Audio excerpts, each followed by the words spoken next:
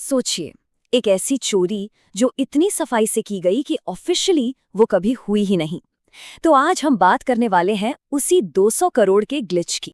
तारीख थी 15 अप्रैल 2007 और दिल्ली के एक बहुत बड़े बैंक से ठीक इतनी ही रकम 200 करोड़ रुपए अचानक गायब हो गए। अब जाहिर है पैनिक ना फैले, बदनामी ना हो, इसलिए बैंक और अधिकारियों ने मिलकर इस खबर को पूरी तरह से दबा दिया। और बस इसी के साथ इतिहास की सबसे शातिर, सबसे ब्रिलियंट डिजिटल हाइस्ट्स में से एक हमेशा के लिए दफन हो गई। तो आज हम समझेंगे कि आखिर कौन था वो शख्स, कौन था वो मास्टरमाइंड जो इस पूरे अदृश्य, इनविजिबल जुर्म के पीछे था। तो कहानी शुरू होती है दिल्ली की भीड़-भाड़ वाली गलियों से, जहां रहता था ज़ैन इकबाल, सिर्फ 19 साल का एक लड़का, मतलब इतना साधारण कि भीड़ में आसानी से खो जाए। एक ऐसा चेहरा जिसे कोई शायद दोबारा मुड़कर देखे भी नहीं। लेकिन इस बिल्कुल ऑर्डिनरी से दिखने वाले लड़के के दिमाग के अंदर एक पूरी अलग ही दुनिया चल रही थी। एक ऐसी दुनिया जो कोड्स और एल्गोरिदम से बनी थी और जो बाकी सबसे पूरी तरह छिपी हुई थी। मतलब उसका कमरा वो एक तरह से उसका डिजिटल अड्डा था। खिड़की हमेशा बंद रहती, अंदर कंप्यूटर की आवाज़ और स्क्रीन्स की रोशनी।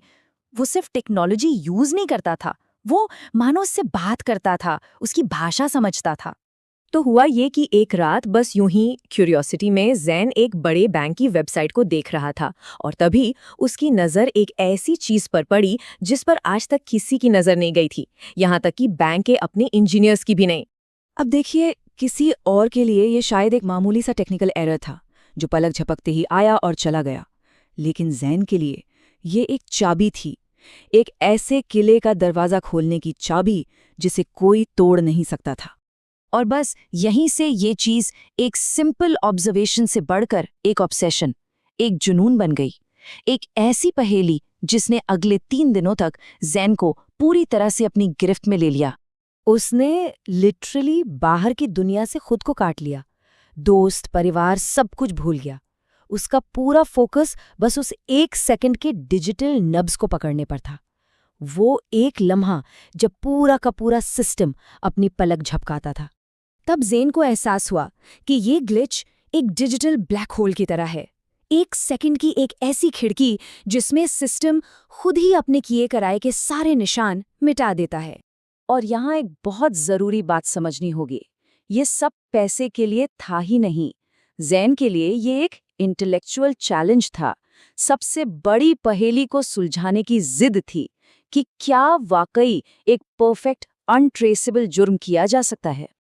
और इसी सवाल का जवाब ढूंढने के लिए उसने 4 स्टेप्स का एक फ्लॉलेस ब्लूप्रिंट तैयार किया, एक ऐसा सीक्वेंस जहां हर कदम, हर हरकत को सिस्टम की अपनी ही खामी निगल जाती।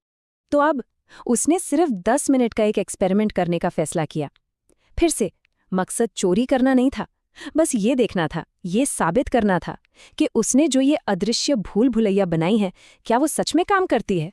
कमरे का दरवाज़ा बंद हुआ, फ़ोन एयरप्लेन मोड पे गया और एक गहरी सांस के साथ टेस्ट शुरू हुआ। स्क्रीन पर कोड की लाइनें किसी रेस की तरह दौड़ रही थीं, ग्राफ ऊपर नीचे हो रहे थे और वो डिजिटल परछाइयाँ जो उसने बनाई थीं खामोशी से उसकी बनाई हुई एन्क्रिप्टेड भूल भुलैया से गुजर रही थीं। और फिर आया वो 1 सेकंड, ग्लिच का वो पल, और ऐसा लगा जैसे बैंक के सारे डिजिटल सिक्योरिटी कैमरे एक पल के लिए बंद हो गए हों। उसकी सारी की सारी एक्टिविटी, पूरा पैटर्न लॉग्स में से गायब। टाइमर अभी खत्म भी नहीं हुआ था और काम हो चुका था। सिस्टम लॉग्स में उस 1 सेकंड के दौरान कुछ भी नहीं था, बस एक खाली जगह, मानो जैसे सिस्टम खुद ही सो गया हो। ज़ैन ने सब कुछ बंद कर दिया, कोई फाइल सेव नहीं की, कोई निशान नहीं छोड़ा। और फिर वो अपने कमरे से बाहर निकला और वापस अपनी दुनिया में चला गया, जैसे कुछ हुआ ही नहीं था। और यही इस कहानी का सबसे हैरान करने वाला हिस्सा है। वो वापस अपनी नॉर्मल जिंदगी जीने लगा, दोस्तों के साथ हंसता, कॉलेज जाता, और उसके सीने में एक ऐसा राज दफन था जो पूरी फाइनेंशियल वर्ल्ड की नींव हिला सकता था। उसने सिस्टम के दिल में एक दरार देख ली थी, एक ऐसी खामी जो ये साबित करती थी कि दुनिया के सबसे सुरक्षित किले में भी कमजोरी का एक पल आता है, और ये सच जानने वाला वो अकेला था। तो आखिर में ये कहानी हमें एक बहुत बड़े सवाल पर लाकर छोड़ देती है। एक ऐसा सवाल जो सिर्फ टेक्नोलॉजी का नहीं बल्कि फिलॉसफी का है कि अगर कोई जुर्म अपने पीछे कोई सबूत, कोई निशान, कुछ भी नहीं छोड़ता, तो क्या वो सच में कभी हुआ था?